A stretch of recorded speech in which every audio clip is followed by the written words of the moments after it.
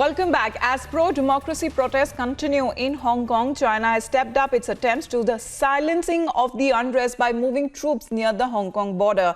Now, while United States President Donald Trump has urged President Xi to engage in dialogue with the protesters, the protests, which have crippled trade, communication and transportation in Hong Kong City, that continues for almost over 10 weeks now.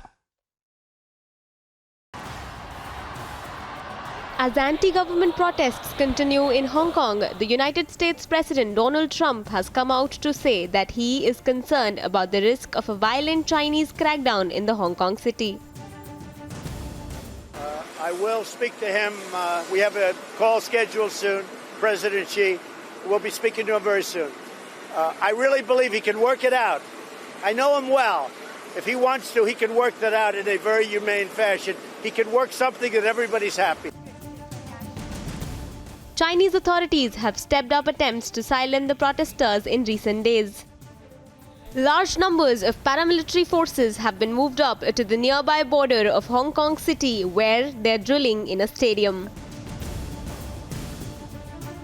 Donald Trump said that he would urge his Chinese counterpart Xi Jinping to sit down with protesters, but admitted that that was highly unlikely.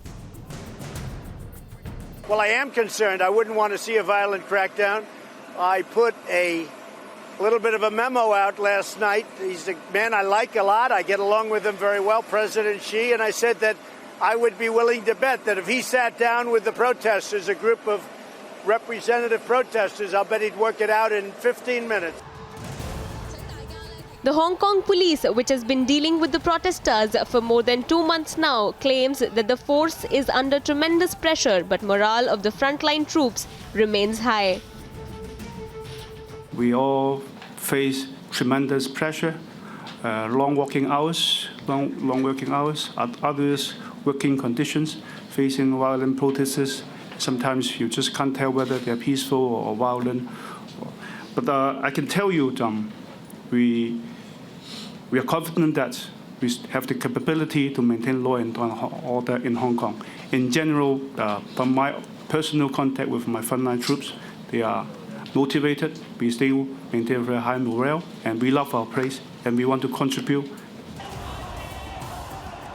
Amnesty International has condemned the police tactics, but protesters also apologized after attacking and tying up 2 men suspected of being Chinese spies during a demonstration that shut down the airport for 2 days in a row. Further unrest is expected over the weekend after the police refused permission for several protests. Bureau Report, Republic TV.